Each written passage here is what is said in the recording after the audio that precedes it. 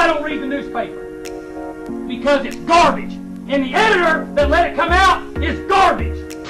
It's Division I football! Go play intramurals, brother. Go play intramurals. But, you know, I am going to try, and there will be some people inconvenienced. And if it happens to be their fat little girlfriends, too bad. Twitter, radio. Yeah, I'd give a rat's ass about Twitter. All right, welcome on back here to the Jake and Bake Show. I'm your host, Chris Baker, alongside Jake Cart. Jake, we're not going to get into it just yet. I know that it's sad boy season for you, but before we get into it, everyone be sure to go follow us on Twitter at The Bake is here for myself, at Jake Cart for Jake, and at Jake and Bake Show for the show. And also, please be sure to subscribe on YouTube if you're watching, or subscribe and follow on Spotify if you're listening. It really does help us. It makes a difference. It helps us grow our channel. And who knows, maybe one day we'll be the next big thing. But Jake, let's just dive right in, because first of all, last week was a shit show. We had a storm. We had an ice storm. That was a shit show. This week is another shit show in terms of the United States presidential elections. And we're not going to get into it because, honestly, when you talk politics and sports, no one has fun. Honestly, no one has fun. So we're not even going to talk politics. But it is a big week in terms of that's what's going on this week in college football, is a bunch of other shit's going on. But let's get into it. Jake, sad boy season for you. You guys took an L to Texas. Let's hear it. Let's just get your thoughts right on the table. You know, I felt bad going into the game. I kind of said during the week, I was like, it feels like a Tom Herman game. Feels like Texas backs against the wall. Like, you know, it just was one of those things that I was like, we have to score 40 to win. Like I called it the last episode. And, you know, we beat them in every category, basically. Yeah. I mean, like, it's unbelievable. I mean, the thing is when you break it down, like, we couldn't have done a worse job. Like, we handed that game on a silver platter. I mean, we had four turnovers, 4th and 22 roughing the punter was basically a 5th turnover. We let them take a kickoff back to the house. The pass in overtime when the dude tripped over his own feet, gave him a first down. I think that was 3rd down, so they would have been on 4th kicking the catch that got overturned. The Stoner catch. I couldn't remember who it was, but it was Stoner. Yeah, Stoner, overturned. I mean, everything that ever could have possibly could have gone wrong, did go wrong. And you know, real quick to cut you off, you did call it last week that you expected you would have to put 40 up or 45 up on the board to even have a chance at beating them, which was the case. But I also called it too. Mike Gundy cannot have sentimental attachment to Spencer Sanders, which he has. He has a love affair with Spencer Sanders for some reason. Yeah. And you can't have that. We were talking during the game. Do you coach to do the right thing and play the player that you want to play, or do you play to win the game? Do you coach to win the game? Gundy did not coach to win the game. He just didn't. And I've been holding off all season on going in on Oklahoma State because I wanted you guys. I was rooting for you. I was hoping you guys would do good. You're the little brother OSU. I wanted you guys to do good. I was going in on Lincoln Riley. I was going in on OU. It's your turn. It's your turn. Gundy needs to figure it out. You said it too. 16 years, and he can't figure out clock management. He can't understand how to use timeouts late in the game when the game's close. Yeah. I mean, and I don't know whose call it was to rush to go for a block punt with 4th and 22, 8 minutes and 40 seconds or 8 minutes, 30 seconds left when you're up 5. Whoever's idea that was, whether it's Gundy or your defensive coordinator or special teams coordinator, whatever, it doesn't matter. Whoever's idea, I mean, take that meme where you have a round table and the guy's throwing out a good idea and they throw him out the window. That's him. Throw that guy out because it's not a good idea. Yeah. I mean, you just can't do that. It's 8 minutes and 30 seconds left in the game. You're up 5 points. You go for a block punt when it's 4th and 22. All you got to do is let the ball come to you, get the ball, and you're going to run the clock out. They could have easily ran out 4 minutes, 5 minutes of that clock. And your defense was performing good enough that I think if you would have ran that clock out you probably still would have scored a field goal or even a touchdown. So you would have separated that lead from 5 points to maybe 8 or 11. I mean, at the end of the day, and you just didn't. If we literally just ran the ball 3 times and punted every time, we could have won from there on out. I mean, if no one scored a single point from there on out, we still win the game, even with all that stuff. I mean, the thing is, dude, is like having 5 turnovers like that is just brutal. I mean, just for us to even get to overtime with 5 turnovers and a kickoff to the house, like you should be down 3 possessions, 4 possessions. I mean, it should be a blowout. I mean, the way our defense have played, we're not really worthy of our defense. Like, I don't even know what to do at this point. Like the turnovers, you know, and it was kind of like the thing, I think the point of like what Alex Grinch was doing at OU. He's harping too much on we need to make turnovers, and then guys try to strip the ball and miss tackles and all this stuff like that. Like the thing is like people are going to make excuses for like, you know, I don't want to be too hard on Spence, but also like we can't be sitting there harping saying like, oh, you know, he's young and this is only his 10th game or what. Like you're a veteran quarterback. You've been there for years. Like you're making mistakes that are inexcusable. I mean, the handoff to Chuba that got fumbled, like you can't. That was drive 1, right? Yeah, something. It was really early, but that's a mistake that just can't happen. Like we do that all the time. And it's just like, you know, the picks are one thing. The picks are more of, you know, Spence is a 1-read quarterback. He sits back. You know, he's got good movement in the pocket, but he looks one way. He sees his route. If that's not there, he doesn't quite really know what to do. He tries to take off and run. You know, it's just like decision making that's killing him. You know, that's the one thing that, you know, a lot of Oklahoma State fans that aren't as critical. I'll give you this. You are usually pretty critical of Oklahoma State. You're pretty fair in giving them criticism. But the one thing a lot of Oklahoma State fans, you know, say, or even you know, people in the team like sphere, is Spencer Sanders creates plays that wouldn't normally be there because he is mobile. But the thing is, he creates plays because he has to, because like you said, he's a 1-read quarterback. He has to create those plays, or else every single time he's going to get hit and knocked down. Yeah, he's going to fumble. I mean, he fumbled late in the game because he tried to go to that second option or that third option, and he took too long. He didn't have that that decision making skills to get the ball out quick enough, and he got fucked up basically. Yeah, I mean that's the best. Fourth and goal getting sacked in overtime, like, can't happen. That's the only way to describe it. I mean, that absolutely cannot happen. You gotta, like, even if you throw a pick or do whatever or throw it away, like, you know, throw it over their head, like, no matter what, you have to get the ball off. At least fumble the ball, because if you go down, the game's over. Like, you got to understand in your head, like, no matter what, I got to get this ball off, regardless of how bad of a pass it probably would have been or whatever. But, I mean, the thing is when I went back and watched tape, there's wide receivers running open. Like, there are people there. Like, I want to prompt you real quick. I want to prompt something for you. At what point do you think Illingworth should have came into that game? Because I think it was the half. I think at halftime. Halftime, I would have probably given him a shot. You know, pull the old Nick Saban, just like Jalen Hurts with Tua. You know, it, like, people always will rag on all that kind of stuff, and I'm just like, dude, look at Nick Saban and Tua. Like, they lose that national title if he doesn't bring Tua in. Like, they were dead in the water, and then they brought Tua in, and then they could throw the ball downfield. I mean, Shane has proven that he can throw. Yeah. Exactly. I mean, Shane is very green and very young, and he's going to make bad decisions. But the difference is that not only does Spence make bad decisions, but also he's inaccurate at times. Where Shane hasn't really shown inaccuracy, he's shown a couple poor decisions where he threw a ball over the middle. He lost the middle linebacker and threw a pick once, but you know. And maybe you could say Shane has faced inferior talent, but dude, Texas's defense is terrible.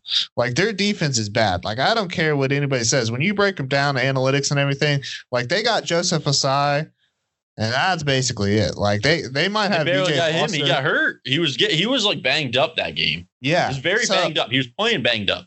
I mean, and the thing is, dude, is the way stylistically that they played, they brought their safeties in. No one was over the top. Everybody was man on man, one on one down the seams. And that's why we tried to throw a bunch of deep balls and hardly any of them got there. Now, yeah, there's a bunch of pass interference and stuff like that. But, you know, you got to get somebody in there to drop dimes down the field.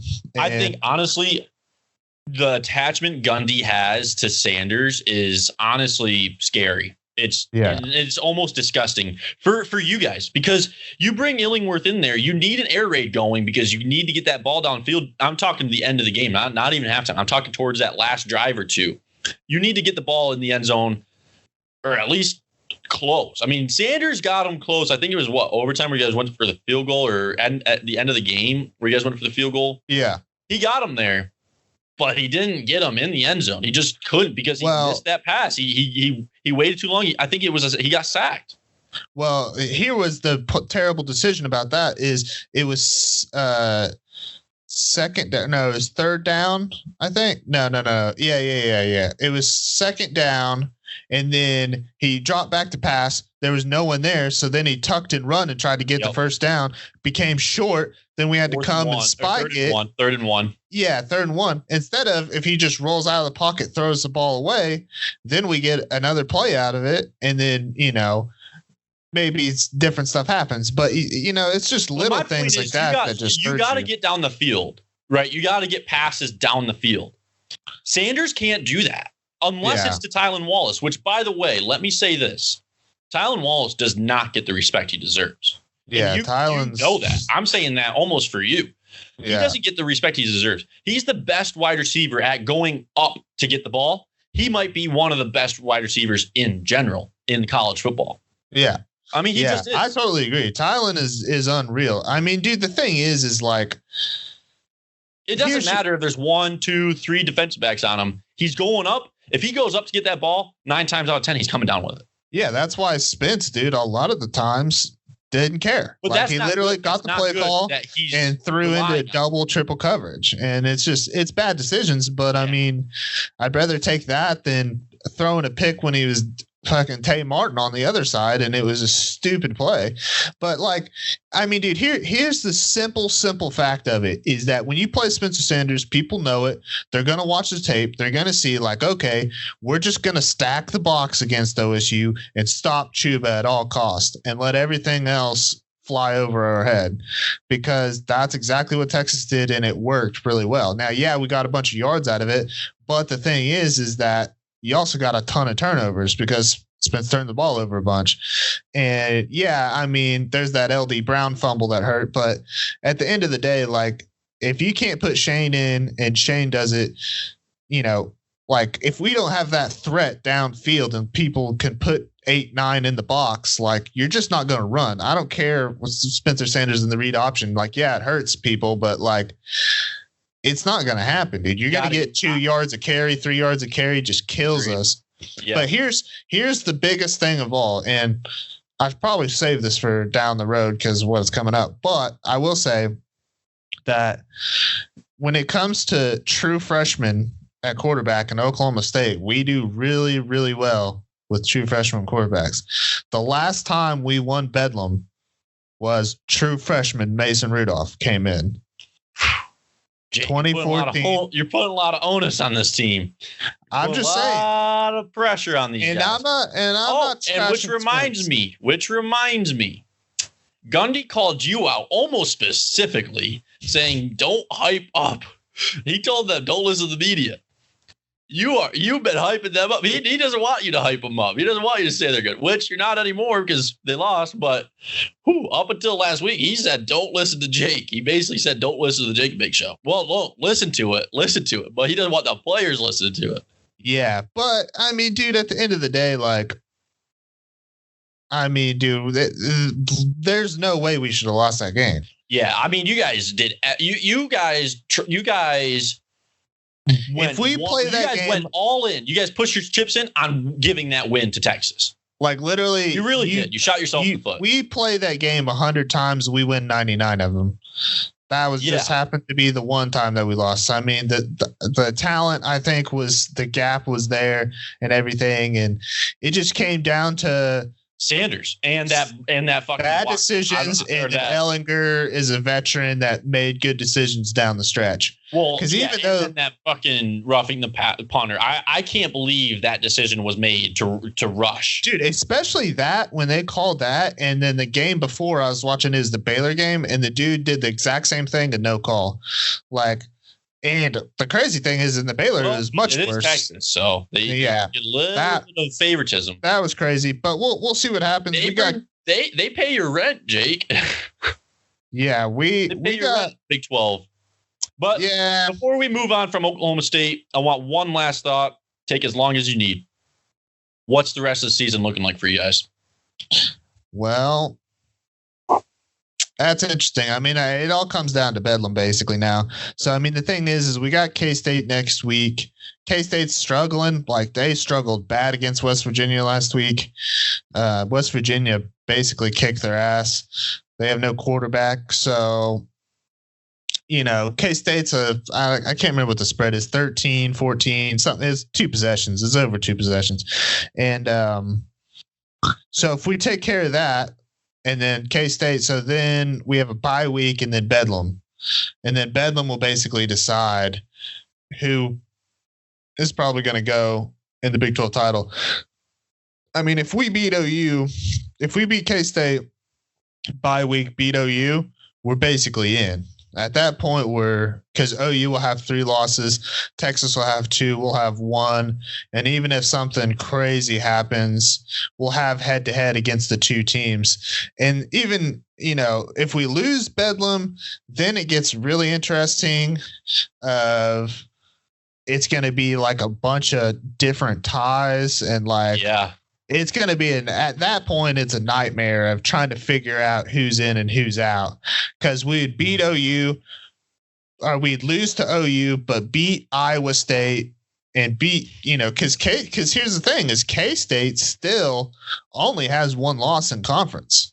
Yeah. Like, if we beat K-State and they have 2 losses table, like, they have head-to-head against OU. And OU would be a 2-loss team, but then Kansas State would get in because they have head-to-head, and it's just all weird. It is going to be weird. It's going to be interesting, but Jake, it will be a fun end of the season. It's going to be a fun stretch here going. And now we're in the thick of the season for the Big 12. We're in week 3. We're heading into week 3 for the Big 10, and we're also heading into week 1 season opener for the Pac-12 this upcoming weekend. But speaking of the Big 10. I mean, the best team in the nation is just killing everyone. Ohio State is. Oh, Ohio State. Every team they play is going to just be scared. I mean, just tuck your tail, let us pet your belly, and move on because they are good. Let me put this stat out. 2 of the first 3 incompletions that Justin Fields had were in the end zone, in the receiver's hands. That should be touchdowns. They just weren't because the first incompletion Justin Fields had in the end zone, and he got hit in the head. He got hit in the head and dropped the football. So that's a reasonable incompletion. The next one, I can't remember. I think he had 1 regular ass incompletion, and then his third incompletion, so the second of the 3, was also in the end zone. In Wilson's hand, and it was just slightly out of reach, and he was getting hit as he was falling, and he just couldn't hold on to the ball. Should have been a touchdown. That's just crazy that the first two of the first 3 incompletions he had were basically touchdowns. Dude, I'm gonna throw this out there. Like obviously right now Justin Fields is the favorite to win the Heisman, and anybody that thinks anything else just he's the best quarterback right now. He's got the best possibilities, options. Yeah. Like you could argue talent with Trevor Lawrence, but when it comes to numbers and everything like that, like it's not going to be close because here's the crazy stat. This is what it reminds me of is Robert Griffin, like halfway through the season, like into game 5, game 6, had more touchdowns than incompletions. And I think Justin Fields is on track where he'll have more touchdowns than incompletions. And that's just an insane stat to think of. If you have more touchdowns than incompletions, like, oh my gosh, like that's one of the craziest stats. They moved on up to number 2 this week in the AP poll. Bama moved up to 1. I mean, it's reasonable. I mean, Ohio State didn't play to start the season. If they did, they'd probably be number 1 right now because Clemson took a backseat ride. They took a couple hits in the poll because they got played really well. Boston College, I mean, absolutely put them to the test. Trevor Lawrence was out. DJ Uiagalelei, I think I'm saying that name right. I've been trying. DJ Uiagalelei came in. He's a 5-star recruit, 6'4", 200. What? I think he's like 230 pounds. Monster. He's a monster. He's a beast. Yeah. But that defensive Clemson, for some reason, struggled against a scrambling quarterback out of Boston College. They were doing really well up there. So they took a hit in the polls. They're now 3rd. Ohio State, I mean, and this is bias aside, I really do think Ohio State's the team to beat. They're just firing on all cylinders. I mean, they just are. That offense is unreal. That defense, they have their issues. They're young in some spots. They're making few mistakes here and there, but the mistakes they're making, they're diminished mistakes, because the other plays that they make on defense, they negate them. They just negate those bad plays. I mean, the only thing I would say is like, how great is really Penn State? We don't. No, really I don't think they're great at all. I don't think so. And see, that's the thing. Is Penn State? Yeah, like you guys won that game pretty handily, but also you did struggle a little bit. But the thing is, Jake, Ohio State's not pulling all cards. They're not putting all the cards on the table. Yeah, they're doing they ran the same play like 5 straight plays in a row. Yeah, if it ain't broke, because they're that good. Exactly. So they don't need to do anything. The other team that doesn't need to do anything is Michigan because they just suck. They are terrible. They lost to Michigan State, who lost. Yeah. So if you do that, deductive reasoning. Get into that. Did you see the Rutgers 8 lateral? Insane play? Like that was nuts. Even though like they're down 2 possessions and it probably wouldn't have mattered anyway. Like that was crazy to see. You know what's crazy? You know what's even also damn crazy, which, by the way, real quick, before I get into the real crazy thing, BYU cracked the top 10. They're at number 9. They're on their way. They're on their way somewhere. They just gotta keep doing what they're doing. Where that destination is, we don't know. We don't know. They're on their way somewhere. But you know who else is on their way somewhere? Is Coastal Carolina. They are skyrocketing. They're doing something down there in Carolina that we don't know about. They got some sort of trickery going on down there. It's awesome because I took them last week, and it might have been the easiest pick ever. I mean, Coastal Carolina was -6.5, and they won 51-0. I mean, that's just insane. That's just Coastal Carolina's good. That was the best pick ever. Dude, I think it's because of if you think about it in that area, like North Carolina's on the rise. 5-ish years. Yeah. 5.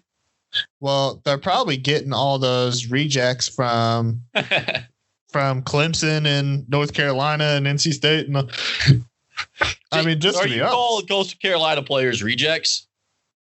Yeah, I mean, like Last Chance U. All right.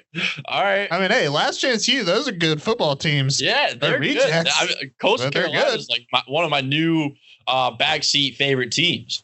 Yeah. But let's move on from there.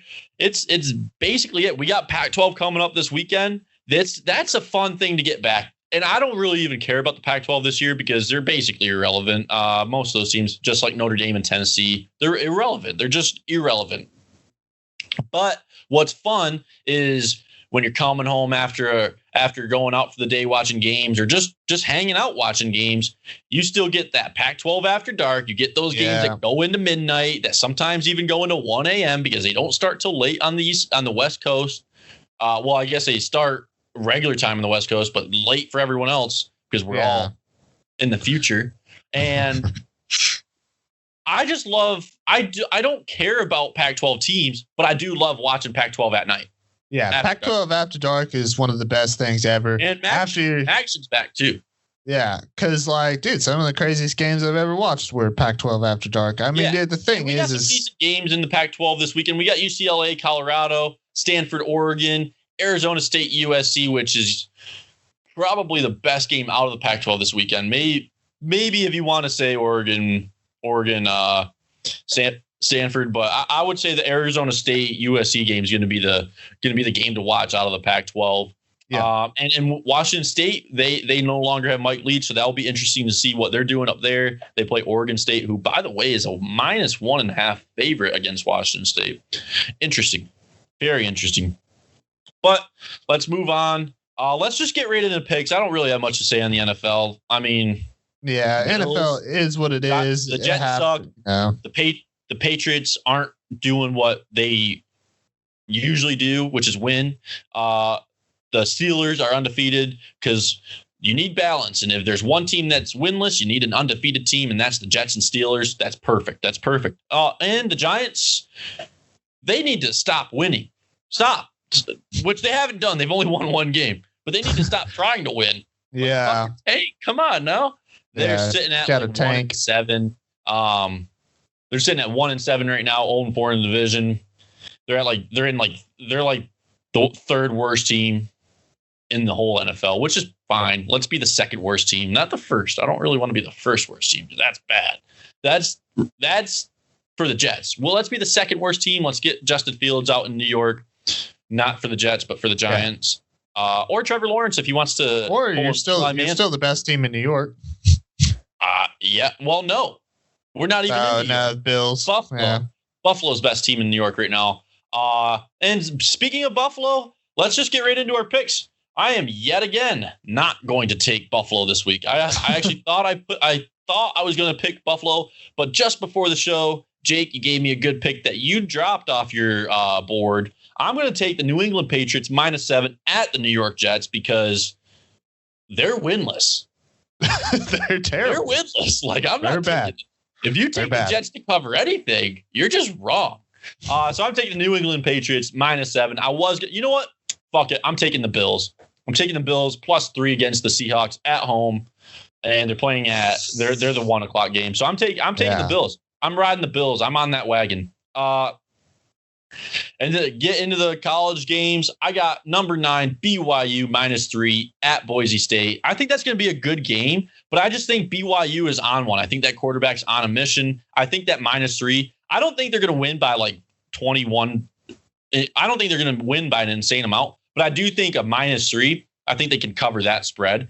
Going on, I am taking a Pac-12 game. I had to take a Pac-12 game. I'm taking Arizona State +10.5 at USC. Like I said, I think that's going to be the game to watch. But I'm rooting for Herm Edwards. But I also think that quarterback's developed enough. Last year, he was a true freshman. He was one of the more intriguing quarterbacks coming into the year. And I think this year he's made. I think he's got this year an improvement. He was rated. He was super low rated coming into this year. It made no sense. Exactly. So I think that I'm going to take the points. I'm taking that +10.5. I think that's an easy cover for them. They actually might even win that game because USC is just like Tennessee and Notre Dame. They're overhyped, and Texas and OU and those folk.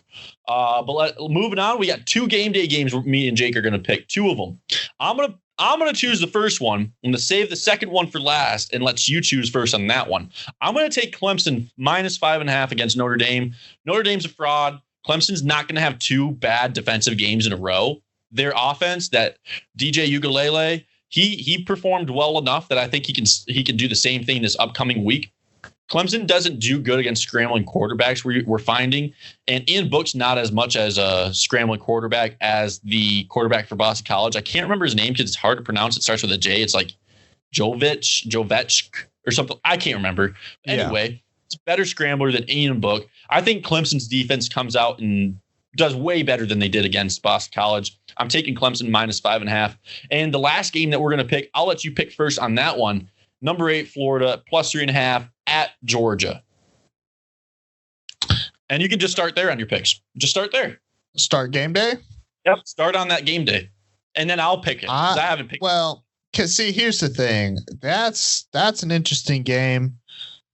You know what? I'm actually going to go the other way around, and then I'm going to come back to that because I have a lot to say about that game. Yeah, actually, That's right. Good. So I'm going to take Indiana plus 3.5 against Michigan because Michigan's trash. And Indiana might be legit. Who really knows? And then, let's see here. So then I'm going to take, obviously, the Clemson minus 5.5. That was a game day pick. And here's a surprising one. I also have BYU Boise State, but I'm taking Boise State plus 3.5 because I think it's plus 3. I think they're going to be plus 3. I think I got all right, plus 3. So. Yeah, plus 3. Either way, half a point, whatever. Doesn't make a difference. Yeah. It's 3 points. So BYU Boise State. I believe BYU is the better team. But I need Boise State to win this game real bad because this is the only game that really is on BYU's schedule that they can lose. So, like, I have to. I didn't think of that when I picked it. I forgot that you need BYU to not do good. So it's fun that we're going to be going up against each other on that pick. But Jake, I'm going to be honest. I don't think Boise State can do it. I do think it's a trap game, though. I think Boise State can make it interesting, but I don't think they're going to cover that 3-point spread. I just don't. Yeah, I don't either. I never would have said that before. I never would have said that. Last year, I took BYU a couple times and they fucked me over. Just like I forgot to mention UNC. UNC is on my Auburn list. UNC, Auburn, and UC. I think it's UCLA. I will never pick them again. Never. And North Carolina. This is Boise State. This is why Boise State's beautiful, because Boise State is on my list of teams to never bet against. If you ever go back in history and bet against them in bowl games, they won all of them. I mean, the only time they ever lost, I think, was like TCU. So I'm betting on them this time. They're my golden goose. They have to win. I think BYU's the better team. I think your pick is good, but I need my pick to win is basically what's going on there. Great. Indiana, solid pick. Clemson 5.5. Like, yeah, they're better than Notre Dame. Notre Dame's fraud. And then, NFL is a weird one. I'm going to take the Broncos plus 4.5 versus the Falcons. I'm going back-to-back weeks against the Falcons. The Falcons, they blow leads. They blow all kinds of stuff. I mean, last week they beat the Panthers. I know. And that's why they're not going to win 2 in a row. They're not going to win 2 in a row. That's why I'm picking against them again. All you need is the points.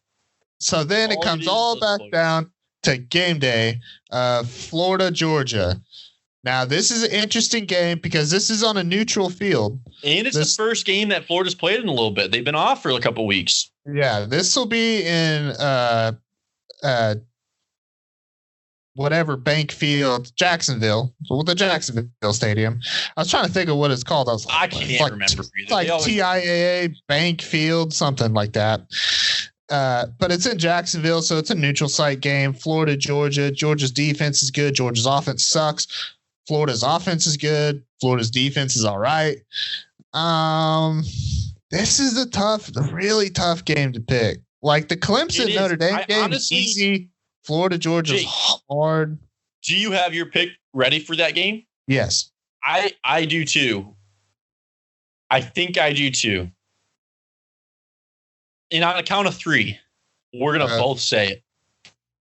1, 2, 3. I'm taking Florida 3.5. Yeah, we both picked Florida. All right. We're both taking Florida 3.5. I don't know. I think it's worrisome, but I think that couple extra weeks off, they're going to be coming off fresh. They're going to be so fresh. Georgia's had a couple not struggling games, but 2 weeks ago they played Bama. Last week, I can't remember who they played, but I just don't know. I think Florida's gonna be fresh. It's good. That's gonna make an impact. I think having that 2 or 3 weeks off that they had is gonna be a good enough impact to make it close game. Florida 3.5. So we both got Florida 3.5. I'm gonna run through my picks real quick again. I got number 9 BYU -3. I got Arizona State plus 10.5 at USC. I got Florida plus 3.5. I got Clemson -5.5, and I got New England Patriots -7 at the Jets. Jets. Yeah. Jake, go ahead. Run through your picks. So ours is pretty close. I got Boise State +3. I got Indiana plus 3.5. Florida plus 3.5. Broncos plus 4, and Clemson minus 5.5. So that's just actually interesting. You didn't take any big dogs. I took Arizona State at 10.5. So well, I have four. but I have five picks, and 4 of them are dogs. Yeah, but they're not big dogs. They're not big dogs. But all right, that's going to wrap it up for our show this week. Be sure to tune in each week on Thursdays for our show. But be sure to follow me and Jake on Twitter at The Bake Is Here for myself, and at Jake Cart for Jake, and at Jake and Bake Show for the show. Be sure to like, comment, subscribe if you're watching on YouTube, and follow along if you're on Spotify listening. That's it for this week. Tune in next week to find out if Jake's pick for Boise State comes true. That's all you need right there. You need BYU to lose, because if they lose, then you got a little bit more of a chance to still make it. I hope. But thanks for listening. Thanks for watching. See ya.